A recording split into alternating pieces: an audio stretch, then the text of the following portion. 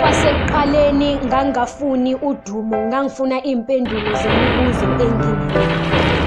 Nali-ke ikheli lasekhaya abathandi bey'nkondlo, uma ngifa anofika emngcwabeni wami.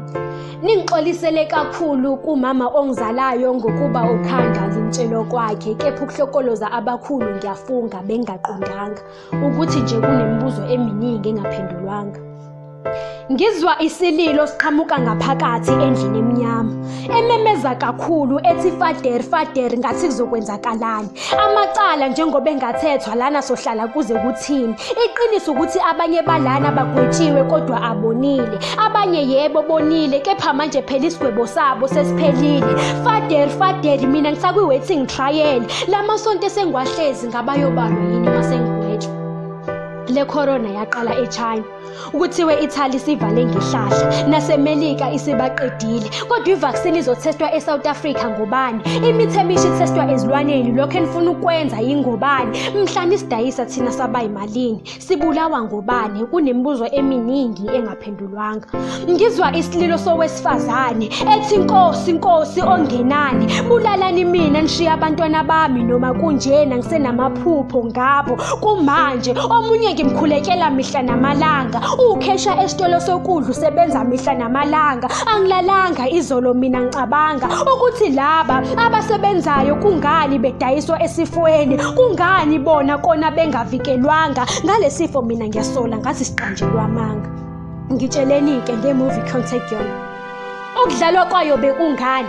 Bekuwukusixwayisa noma ukusabisa yini? Kuza kanjani kona ukuthi qale kube khona imuvi ngale sifo bese sona siyalandela ngampela? Ngabe ngempela anisakhile ngenhloso ethize yokufeza inhloso zenu ezithize, ekhala kakhulu ethi somandla somandla, ngizizwa ngibuthaka ngipha amandla, ngicela ungivikele ngisebumnyameni ngikhanyisele, hlezi umkhuleke sokhuleka sovalweni ulalele. Wena wahamba phezu kolwandle angeke uhlulwe unqoba abenzi bokubi.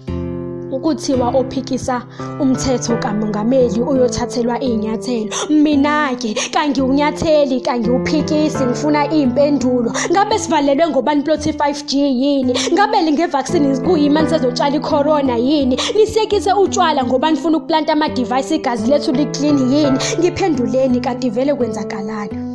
Makholwa akhulekani niqinise, kuvalwe amasonto ayimkhuleko, thandazani ningayeki, hleze makula kalwakhe lehle, ningakhohlwa ukhulekela bonke abashawa uvalo lokuthi kuyoqala maliba endlala ingakafiki i-corona. Ngiyaxolisa webafowethu nodadewethu ebebenamaphupho okulungisa amakhaya, ebebesey'koleni nasemanyuvesi, abanye hlihle ngisho ama-graduation. Lize lingaliphosi ithawula, hleze izwe lethu kusasa libuye.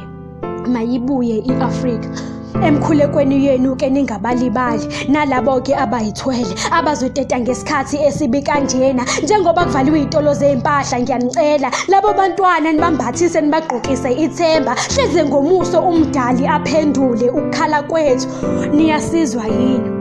Isililo sowesimame othi uma ngiphumela ngaphandle ngishawa amasosha, uma ngibuyela endlini ngidlala indima kamama kubaba, uthi angiphikisani nesinqumo sabakhulu. Ngabe size uzokhululeka yini? Sengifisa ukwazi impilo isazobuyela yini esimweni makunjena? Ngabe lesifo soqeda uthando yini phakathi kwethu?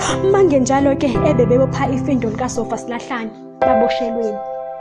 Kwasekuqaleni ngangingafuni udumo, ngangifuna nje iy'mpendulo zemibuzo enginayo. Nali-ke ikheli lasekhaya, uma kwenzeka ngifa anofika emngcwabeni ningixolisele kakhulu kuma wami ngokuba ukhanda limtshelo wakhe, kodwa ngiyafunga ukuhlokoloza abakhulu mina bengingaqonda.